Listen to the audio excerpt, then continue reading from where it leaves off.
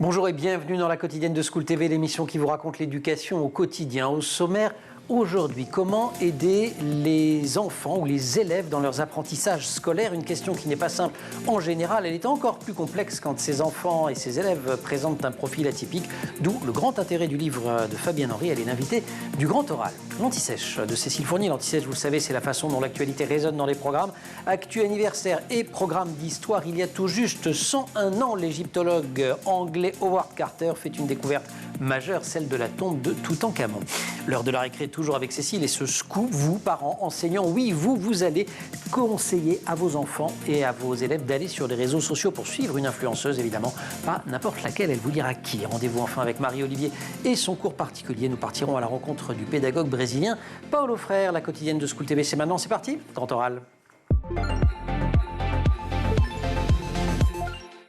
Évidemment, le livre s'adresse avant tout aux parents ou aux enseignants qui ont affaire à des enfants atypiques, mais il comporte une myriade d'informations et de conseils qui valent absolument pour tout le monde. Son titre, Accompagner l'enfant dans ses apprentissages scolaires, le sous-titre TDAH, 10, HPI, TSA et tous les autres. Il vient de sortir chez Duno, il est signé Fabienne Henry. Bonjour. Bonjour. On est ravis de vous accueillir. Je dis le livre de Fabienne Henry, je mens de manière éhontée, le deuxième, il y en a deux, puisque auparavant il y avait eu celui-ci, ce guide du parcours scolaire de l'enfant différent. Cette fois, c'est vraiment l'accompagnement au quotidien. Vous introduisez le livre Fabienne Henry en disant qu'en 30 ans, votre vision des élèves à besoins particuliers a changé. Qu'est-ce qui a changé ? Alors la prise en charge des élèves à besoins éducatifs particuliers a changé parce qu'avant on ne les identifiait pas au sein de la classe. C'était des élèves ordinaires comme tous les autres et finalement c'était des élèves qu'on pouvait considérer en difficulté, qui ne comprenaient pas, qui ne voulaient pas travailler et on n'avait pas le bon focus, le bon regard pour comprendre d'où venaient leurs difficultés. Donc il y a 30 ans on n'avait pas cette vision-là.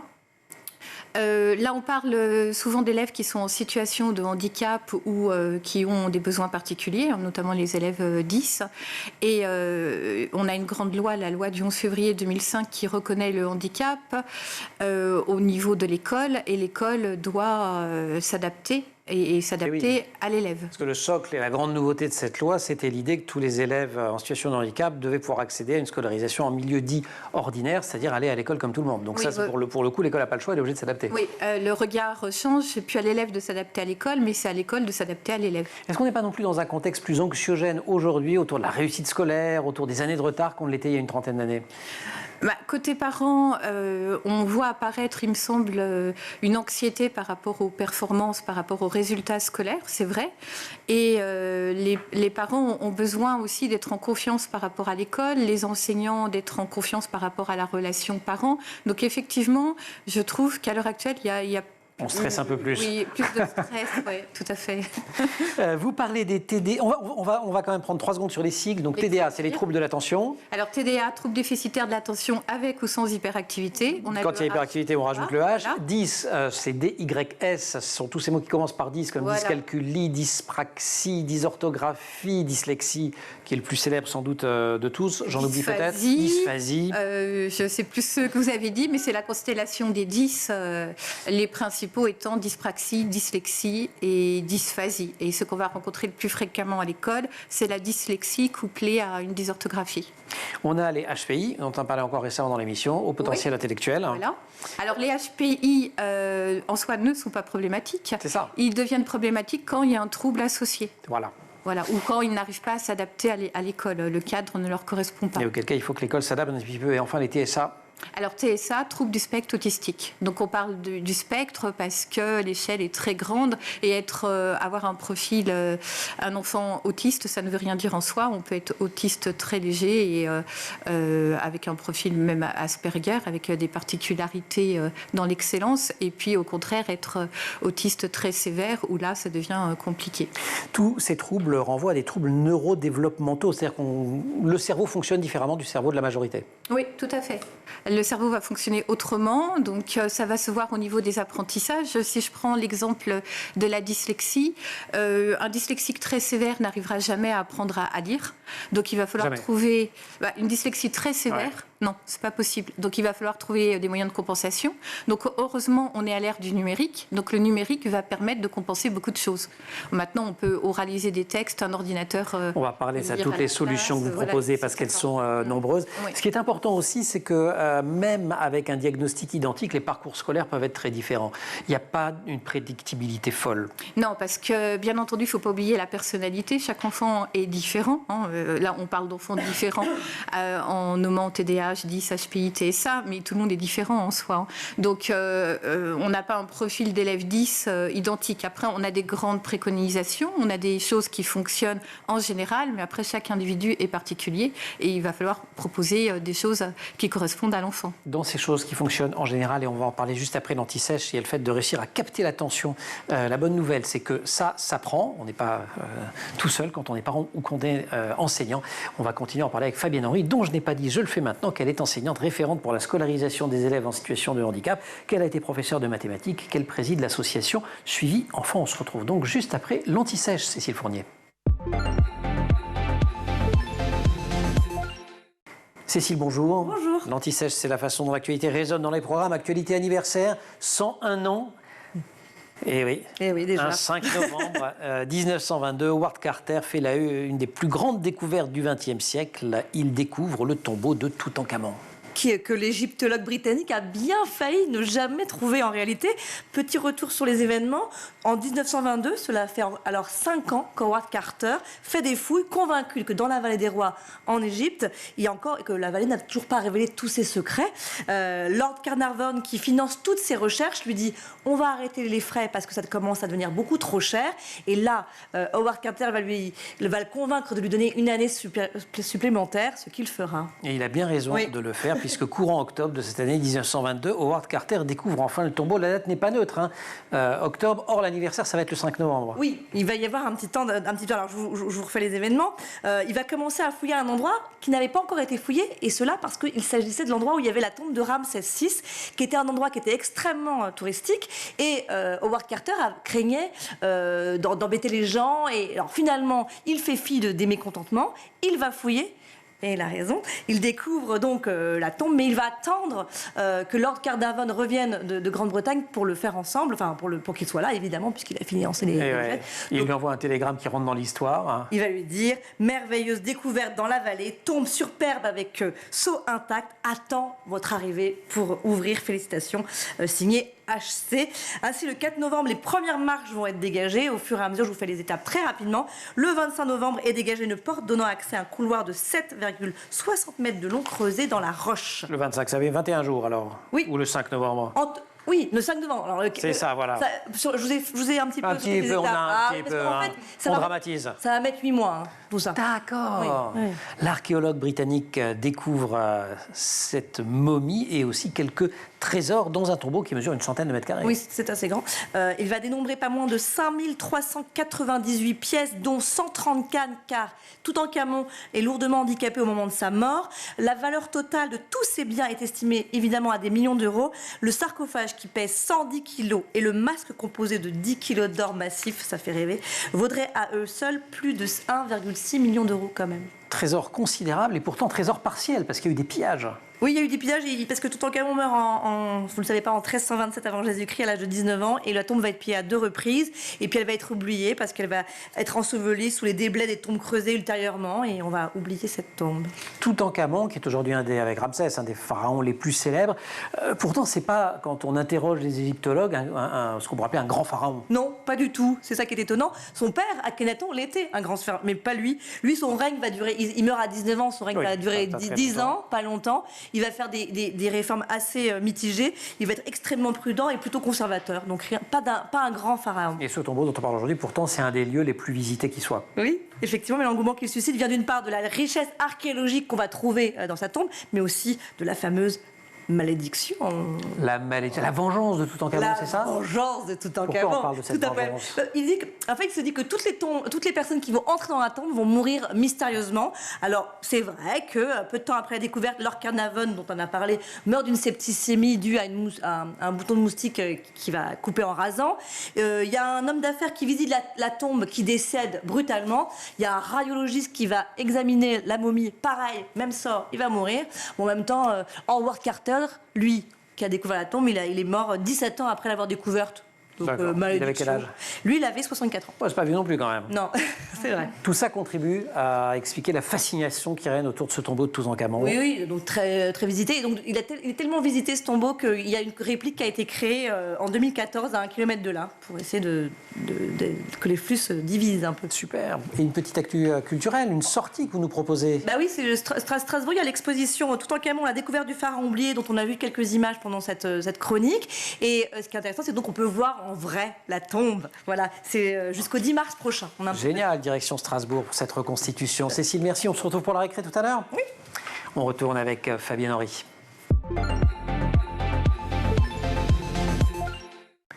Ce n'est pas parce que les choses sont difficiles que nous n'osons pas les faire, c'est parce que nous n'osons pas les faire qu'elles deviennent difficiles. Citation du philosophe Romain Sénèque que vous trouvez dans le nouveau livre de Fabienne Henry, Accompagner l'enfant dans ses apprentissages scolaires, un livre qui fait suite à un précédent qui était le guide du parcours scolaire de l'enfant différent, qui était également publié chez Duno. Est-ce que tous les parents, parce que vous en avez rencontré des myriades de parents, oui. Est-ce qu'ils sont égaux face à cette situation qui est celle de devoir accompagner un enfant qui a des troubles des apprentissages? Alors non, tout le monde n'est pas égaux parce qu'il faut déjà être informé, savoir à qui s'adresser. Donc c'est un parcours qui peut être compliqué côté parents parce que pour les parents, on va dire de milieux plus modestes, il peut y avoir parfois une fatalité de ne pas réussir à l'école. C'est normal, tu ne réussis pas parce que moi j'étais en échec aussi à l'école et on ne va pas chercher plus loin. Donc vous faites pourtant des efforts en leur disant arrêtez de penser comme ça, c'est pas vrai. Oui, non, c'est pas vrai. Il n'y a pas de fatalité de l'échec scolaire. Il n'y a pas voilà, donc les parents ne sont pas tous égaux parce qu'ils n'ont pas tous les mêmes ressources pour aller chercher autour d'eux. Ne pas réduire, dites-vous, la relation avec votre enfant au devoir. Et ça pourrait valoir pour n'importe quel tout à fait. parent. Mais là, vous dites c'est encore plus grave. C'est-à-dire que si on concentre trop les échanges en fin de journée autour des devoirs, on va à la catastrophe. Oui, parce que ça devient très problématique pour certaines familles où on voit que tout se centralise autour des devoirs. Les devoirs deviennent un moment anxiogène, pénible, de tension. Et là, on peut aller au blocage complet. Et puis de disputes, et la relation familiale se détériore, la relation avec l'enfant devient négative, et c'est pas le but des devoirs. Donc le livre propose justement des pistes, mais c'est pas valable que pour les enfants qui ont des besoins. Ouais, ce qu'il y a simplement, et on n'insistera jamais assez, c'est que pour ces enfants-là, ça peut avoir des conséquences absolument catastrophiques. Au cœur des apprentissages, vous dites, et là, c'est vrai plutôt pour les enseignants, mais ça peut être vrai pour les parents aussi, vous donnez des trucs, des dispositifs pour capter l'attention. Vous dites ça, c'est vraiment, déjà chez les enfants en général, c'est compliqué, mais chez ces enfants-là, c'est essentiel. Oui, c'est la première porte des apprentissages, l'attention. Pour apprendre, comprendre quelque chose, il faut déjà être attentif. Donc, il faut que le cadre où l'on fait les devoirs soit propice à l'attention. Donc, il y a tout un tas d'astuces. Alors, c'est même plus que des astuces, de méthodes pour que l'enfant devienne attentif sur un temps donné. Personne ne peut être attentif sur... Un exemple. Voilà. Tout simplement, ça peut être un chronomètre. On met un petit chronomètre. Alors, pour un enfant TDAH, les temps peuvent nous paraître ridiculement petits. Mais si on arrive à faire travailler un enfant TDAH sur 3 minutes, puis une petite pause, puis 3 minutes, et on recommence... C'est déjà pas mal. On a déjà gagné. Voilà. TDAH, c'est les troubles du déficit de l'attention avec hyperactivité. Oui. Donc, pour chaque enfant, en fait, le livre propose des méthodes pour les mettre au travail. Et effectivement, la première porte pour se mettre au travail, c'est l'attention. Il y a plein de méthodes. Alors, il y a la méthode Pomodoro. Ah oui. J'aime bien le nom Pomodoro. Oui. La Pomodoro, tomate en italien. Oui. C'est ce que je viens de vous décrire. C'est-à-dire qu'on met un chronomètre, un temps donné, en fonction du profil de l'enfant, puis une petite pause. Alors, ce qu'on appelle pause, c'est pas une pause numérique, bien entendu. C'est une pause active. Donc, ça peut être un goûter, ça peut être des petits mouvements sportifs, ça peut être aller jouer de la musique. C'est ça, voilà. C'est un peu plus complet que juste le chronomètre. les parents prennent leur place de guide parce que chez un enfant petit, il ne va pas le faire tout seul. Donc le parent est là pour veiller à ce que les conditions soient bonnes pour la mise au travail. Une des choses les plus importantes à comprendre, qu'on soit parent ou qu'on soit enseignant, c'est la différence qui existe là encore chez tout le monde, mais c'est très important de la comprendre pour ces enfants-là, entre mémoire de travail et mémoire à long terme. Oui, c'est comme l'ordinateur. La mémoire de travail, c'est celle que vous avez la mémoire vive, et puis il y a la mémoire où on stocke. Alors, effectivement, la mémoire de travail, elle va nous permettre de rentrer dans l'action, de démarrer le travail, et la mémoire à long terme, elle porte bien son nom, donc les connaissances vont rester inscrites. Donc, certaines connaissances n'ont pas besoin de transiter dans la mémoire à long terme, mais certaines connaissances ont besoin, et là, c'est ce qu'on va appeler l'encodage. Il va falloir travailler sur comment on passe dans la mémoire à long terme. Donc le livre, là je ne peux pas vous le détailler, mais il fournit plusieurs méthodes en fonction des profils pour mémoriser les connaissances. Une des méthodes que vous suggérez ou un des conseils que vous donnez, c'est entre autres, et ça joue aussi sur la motivation, de relier les savoirs à la vraie vie. Oui, tout à fait. Mais c'est pas toujours évident à faire. Vous avez été prof de maths. Ah bah si, c'est possible. Mais non, oui, non, évidemment que c'est possible. Le carré de l'hypoténuse. Mais Pythagore, ça sert à faire des angles droits. Donc après, pour le rendre vivant, on va... y avait-je pensé. Non, oui, mais on va présenter la corde à 13 nœuds qu'utilisaient les charpentiers avant, c'est-à-dire 3 nœuds, 4 nœuds et 5 nœuds dans la diagonale. Et on va le rendre concret, même si c'est pas utile, évidemment. Mais arriver à un certain niveau d'études et arriver à un certain niveau d'abstraction mathématique, oui, mais on en a plus besoin parce que là, les élèves sont motivés d'eux-mêmes et passent en mode abstraction. Tout dépend de l'âge de l'enfant, en fait. Donc quand on est petit, on va dire jusqu'à la fin du collège, en gros, ça peut fonctionner. Oui. Et c'est le moment important. Oui, et puis après, on a choisi sa voie, plus ou moins. On va continuer à donner des cadres, des méthodes, accompagner l'enfant dans ses apprentissages scolaires. C'est le titre de cet ouvrage extrêmement précieux de Fabienne Henry. Je précise d'ailleurs, c'est un des rares ouvrages où tant de troubles sont traités dans le même ouvrage. Hein, oui. TDAH, 10, HPI, TSA, etc. etc. Ça vient de sortir chez Duno et on se retrouve juste après la récré. Des maths au français. Cécile, rebonjour. Rebonjour. Vous allez nous présenter une prof de français pas comme les autres. Non, effectivement, c'est Athéna. Je vous ai interrompu ? Non, mais j'allais dire, et qui va en plus donner envie aux parents de dire aux enfants, va sur les réseaux sociaux. C'est vrai, c'est une très bonne idée. C'est Athéna Sol, de son vrai prénom, elle s'appelle Lorna. Elle compte 273 000 followers sur Instagram, quelques 70 000 sur YouTube, ce qui n'est pas rien. C'est une reine des réseaux sociaux, vous l'avez dit. Sa spécialité, c'est pas les crèmes de beauté, vous l'avez compris, ni les astuces de relooking. Non, son truc avec elle, c'est la grammaire et l'orthographe. Et croyez-moi ou non, la manière dont elle parle rend vraiment le sujet ludique. Et je vous laisse en écouter un extrait. Il va falloir prouver là. Je vais vous le prouver tout de suite en images. Il y a bel et bien une différence entre ceci et cela. Est-ce que tu la connais ? Les deux mots sont proches, mais ils ne sont pas exactement synonymes. Je t'explique. C'est comme pour voici et voilà d'ailleurs. Même chose. Ceci et voici, ce sont des mots qui annoncent ce que tu vas dire. Exemple, chez cette personne, ceci me dérange. 2 points. Il est égoïste et totalement narcissique. Alors que je devrais dire, ce mec est égoïste et narcissique. Cela me dérange beaucoup. Cela va être utilisé pour parler de ce dont je viens de parler avant. Ceci vient annoncer ce qui va être dit après. Même chose pour voici et voilà. Exemple. Voici un cadeau pour toi. Magnifique. Mais voilà, c'est pour toi. Tu vois la différence ? Et pour briller en société, on dit que voici et ceci sont cataphoriques. Ils annoncent ce qui va être dit après. Alors que voilà et cela sont anaphoriques, puisqu'ils reprennent ce qui a été dit avant. Je suis sûre que tu as déjà oublié les 2 mots que je viens de te dire. C'est normal, t'inquiète, on est ensemble. Anaphorique, cataphorique. Mais honnêtement, les ressors pas en soirée, hein. Tu vas juste passer pour quelqu'un de chiant. Et voici la suite de la chronique. Ah oui, d'accord. Eh ben ouais. Oui. Ben, en fait, elle est enseignante à Bordeaux et c'est ce qu'on peut appeler une tête parce qu'elle a appris à lire toute seule à 4 ans. Ah oui. Une fois le bac en poche, elle a suivi un cursus en littérature, soit 11 années d'études. Elle est agrégée de lettres et ses livres de chevet, évidemment, sont des livres qui parlent de la langue française, comme, elle les a cités dans une vidéo d'ailleurs, le précis de grammaire des lettres latines, le précis de phonétique historique, tout ça pour concocter des vidéos, on l'a vu, amusantes et très instructives. Et les internautes lui lancent des défis parfois. Oui, ils lui ont demandé de... là, lui ont proposé de faire la dictée de Prosper Mérimée, considérée comme la plus difficile au monde. L'auteur l'a écrite en 1857 à la demande de l'impératrice Eugénie, épouse de Napoléon III. Une dictée à laquelle Alexandre Dumas, en personne, a fait 24 fautes. 24 fautes. Et Athéna Sol, elle a fait combien ? 15. Oh. Pas mal. 15 fautes seulement. Mais elle n'a pas battu le record du diplomate Richard Clemens von Metternich, qui est ambassadeur d'Autriche à la fin du 19e siècle, qui lui en avait fait que 3. Waouh. record à battre. Voilà, voici une information passionnante. Je ne savais plus. Hein. Je ne sais plus si c'est anaphorique ou cataphorique. En tout cas, on peut citer le premier livre qu'elle a publié, Parle ou crève, c'est aux éditions First, livre dans lequel elle raconte comment l'appropriation de la langue et de ses subtilités lui ont donné de la force. Merci beaucoup, Cécile. Fabienne Henry. Fabienne Henry, avec qui on parle de la manière dont on peut accompagner l'enfant dans ses apprentissages scolaires à l'occasion de l'apparition de son nouveau livre aux éditions Duno. Fabienne, parmi les conseils qui valent vraiment pour tous les enfants, il y a tout ce qui touche autour de l'estime de soi, mais là encore, qui est particulièrement incandescent quand on parle des enfants qui souffrent des troubles. Oui, bien sûr. Quand on a un trouble 10, on perd confiance en soi dès le début de l'école parce que, alors je prends à chaque fois l'exemple de la dyslexie parce que c'est le plus parlant. Être dyslexique, ça veut dire ne pas automatiser la lecture et l'apprentissage de la lecture, comme on le sait, démarre au CP.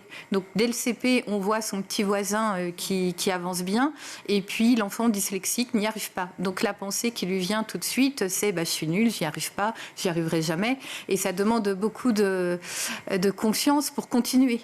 Et ça fait partie des signaux d'alerte qu'il faut savoir entendre quand on est parent ou quand on est enseignant, et qui veut dire que l'élève est sur une pente qui peut s'avérer très néfaste pour lui. L'estime de soi est à surveiller, quel que soit l'âge, plus il va avancer dans les études, c'est quelque chose... Parce que si on n'a pas confiance, on n'y va pas. C'est ce que j'allais dire, un enfant, vous le décrivez, un enfant qui n'a pas confiance en soi, ça produit quoi comme conséquence? On n'y va pas, on ne s'engage pas, on a peur de l'échec, et c'est la spirale. Parce que je sais que je ne vais pas réussir, et donc je n'y vais pas, et comme je n'y suis pas allée, effectivement, je rate, et ça me conforte dans le fait que je ne peux pas réussir et que je n'y arriverai jamais. Donc c'est une espèce de spirale qu'il faut rompre. Dans ce livre qui fourmille de conseils, j'essaie de vous en donner une petite vision comme ça. Vous voyez tous les encadrés là ou là, c'est à chaque fois le coin de la dyspraxie, le coin de la dyslexie, le coin de la dysphasie, etc. C'est-à-dire que vous avez à chaque fois, vous donnez des informations qui sont des informations générales qui valent pour toutes ces pathologies, et puis ensuite vous rentrez dans le détail, et c'est important parce que parfois les conseils sont non seulement différents, mais parfois carrément opposés. Ah oui, tout à fait. Selon les cas, donc il ne faut pas se tromper. Oui, en fait, il y a plusieurs parties. Une partie où finalement c'est général pour tous les enfants, comment apprendre au niveau de l'attention, de la mémorisation, et après des encadrés en fonction du profil de l'enfant, et effectivement, les conseils peuvent parfois être contradictoires. Les préconisations ne vont pas être les mêmes. Dans les conseils qui, en revanche, ne sont pas contradictoires et qui valent d'ailleurs aussi pour les autres enfants, j'y insiste là encore, la manière dont on pointe les erreurs d'un enfant dyslexique, dyspraxique, TDA, etc. Alors, c'est très important de travailler sur le statut de l'erreur, parce que se tromper fait partie de l'apprentissage, et si on ne se trompait pas, d'ailleurs, on n'aurait pas besoin d'apprendre. On n'apprendrait pas grand-chose, oui. On n'aurait rien à apprendre. Donc, l'enfant dyslexique peut avoir une copie remplie de rouge, mais après, déjà, il y a des choses qu'il ne faut pas viser sur une copie d'un enfant dysorthographique. On ne va pas s'amuser à corriger l'orthographe, parce que ça n'a pas de sens. Mais par contre, les erreurs qu'on va cibler, on va les travailler, on va revenir dessus. Donc, il y a tout un travail à faire sur le statut de l'erreur, et que l'erreur est obligatoire et nécessaire pour apprendre. Et on va éviter de mêler, quand on corrige l'enfant, des considérations plutôt affectives et du factuel de tu pourrais améliorer ton orthographe. On va dire, ça veut dire que tu ne m'aimes pas ou que sais-je, ou tu ne fais aucun effort alors que les enfants font beaucoup d'efforts. Il faut faire très attention. Oui, en tant qu'enseignant, il faut être très factuel sur les remarques qu'on peut faire, parce que des fois on va mettre sur une copie n'a pas appris sa leçon, et en réalité l'enfant l'a apprise. L'enfant l'a apprise, ce qui va parfois engendrer des conflits parents-enseignants parce qu'il y a un malentendu. Donc en tant qu'enseignant, pour annoter des copies, il faut rester sur du factuel et des choses qu'on a effectivement... Mais chez les parents aussi. Et les parents aussi. Pas de chantage affectif, pas toutes ces choses-là. Ce qui vaut aussi pour les enfants. Il y a plein de façons d'aider aussi côté enseignant. Il y a cette question de posture, quasiment, que vous décrivez à l'instant. Mais on peut aussi organiser la classe différemment. Vous parlez par exemple de la classe flexible. Oui, alors la classe flexible, c'est une classe qui est adaptée aux besoins des enfants. Donc là, ça demande un travail de préparation de la classe où les enfants deviennent autonomes et savent en fonction de leurs besoins là où ils doivent se diriger. Donc c'est compliqué au départ à mettre en place, mais pour l'avoir vu fonctionner, ça marche très bien. Oui. Vous avez été professeur de mathématiques. Oui, vous étiez déjà spécialiste des enfants en difficulté ou ça se fait petit à petit? Ça s'est fait petit à petit. Et alors, quand vous n'étiez pas encore spécialisé, vous auriez eu des enfants comme ça dans votre classe? Mais justement, ma première rencontre a été avec un enfant autiste où on savait que l'enfant allait arriver. Et finalement, il y avait une peur parce qu'on ne savait pas ce que c'était à l'époque. Et en voyant l'enfant arriver, eh bien, j'ai dû essayer de comprendre ses besoins. Et un peu seul, j'imagine. Oui, et c'est suite à ça que je me suis formée, que je suis devenue enseignante spécialisée. Voilà, enseignante spécialisée. Et maintenant, elle forme plein d'enseignants et plein de parents. Le nouveau bouquin qui vient de sortir s'appelle « Accompagner l'enfant dans les apprentissages scolaires séchés d'Uno, c'est tout frais ». Et vous avez aussi le guide du parcours scolaire de l'enfant différent qui était paru précédemment également chez Uno. Fabienne Henry, merci, vous restez avec nous. Ben oui. Cécile, vous allez céder la place à Marie. On va passer, on continue à parler pédagogie, on va le faire autour du parcours absolument exceptionnel du pédagogue brésilien Paulo Freire. Marie-Olivier, cours particulier. Cours particulier, notre rendez-vous avec Marie-Olivier. Marie, bonjour. Bonjour Emmanuel. À la découverte de grandes figures de la pédagogie ou de grandes opérations pédagogiques. Là, c'est une figure de la pédagogie. Vous nous parlez du Brésilien Paulo Freire qui voyait l'éducation comme un droit universel et surtout comme un instrument de libération. C'est un des plus grands pédagogues du Sud. Oui, exactement. C'est un intellectuel qui est influent dans son pays, mais bien au-delà. Avant de comprendre son cheminement intellectuel et les méthodes d'alphabétisation qu'il a mis en place, il est important de comprendre le contexte dans lequel il évolue. Et ce contexte, c'est le Brésil du début du XXe siècle. Énorme héritage colonial, grande influence de l'Église catholique. Exactement, et le Brésil de l'époque, c'est aussi un pays qui est marqué par de fortes inégalités sociales, économiques et régionales. Et il connaît la dictature militaire dans les années 60, avant de retrouver un système plus démocratique dans les années 80. Et la pensée de Paulo Freire, elle ne peut s'abstraire de ce contexte. Alors vous nous le faites rencontrer ? Oui, alors Freire naît à Recife, dans l'état du Nordeste, en 1921. Il meurt à Sao Paulo en 1997. Et en fait, le jeune Paulo est issu d'une famille de la moyenne bourgeoisie. Et dès son enfance, il est confronté aux inégalités. Donc, dans le Nordeste, en fait, il y a des grands écarts de richesse entre les travailleurs ruraux et une poignée de privilégiés. Et Freire continue ses études de droit, mais il reste très sensible à ces inégalités. Il fait des études de droit, philosophie et des sciences du langage. Et c'est à ce moment-là qu'il va s'intéresser notamment au marxisme et à l'existentialisme. Et il s'engage politiquement. Il s'engage politiquement en parallèle. C'est un jeune catholique progressiste qui prend part à des mouvements sociaux et qui soutient les plus exclus. En fait, dans sa région, il entreprend des actions avec les travailleurs analphabètes ruraux. Il y a beaucoup de gens qui travaillent dans les champs de canne à sucre et qui ont des conditions de travail très difficiles. Donc, en fait, c'est déjà un pédagogue de terrain qui veut aider ces travailleurs à se libérer de l'oppression. Donc ça, il le fait en dehors du système éducatif. C'est ce qu'on appelle de l'éducation populaire ? Oui, complètement. D'ailleurs, il intègre le mouvement d'éducation populaire au Brésil dans les années 60 et il est même le fondateur du mouvement de culture populaire, le MCP, qui est très actif. Et sa campagne d'alphabétisation à Freire fonctionne tellement bien qu'entre 1963 et 1964, ça lui vaut d'avoir la responsabilité du programme national d'alphabétisation. Sauf qu'en 64, coup d'État. Voilà, et donc militaire. En fait, il est chassé du pays. C'est ça, il s'exile. Il s'exile et donc ça met un coup d'arrêt à ses actions pédagogiques au Brésil. Mais son exil va en fait enrichir sa pensée et ses actions. D'abord, il va au Chili où il mène des actions auprès de paysans qui lui inspire d'ailleurs un de ses livres plus connus qui s'appelle La pédagogie des opprimés qui sort en 1968. Il va aussi ensuite aux États-Unis et en Suisse où il s'inspire de nouvelles approches. La Suisse est très connue pour ça déjà à l'époque. Et il fait enfin des actions aussi en Afrique lusophone pour construire des projets éducatifs post-coloniaux. Et donc il se nourrit d'autres théories pendant tous ses voyages, pendant cet exil. Ça lui apporte aussi des connaissances. Oui, complètement. Ça lui apporte des connaissances et puis il a eu aussi une influence qui est indéniable. Par exemple, le gouvernement d'Allende au Chili adopte sa méthode d'alphabétisation au niveau national, tout simplement. Et son livre Pédagogie des opprimés connaît aussi un succès international. Et dans cet ouvrage, il défend en fait une pédagogie avec les opprimés, vraiment avec, pas pour seulement les opprimés. C'est-à-dire ? En fait, il explique que les apprenants ont un rôle actif dans l'apprentissage et qu'ils doivent vraiment avoir conscience de leur oppression pour qu'elle alimente leur réflexion et qu'ils se libèrent de cette oppression. Voilà, donc on est vraiment très très loin de l'éducation classique, entre d'un côté celui qui sait, de l'autre côté celui qui apprend, le côté vertical des choses.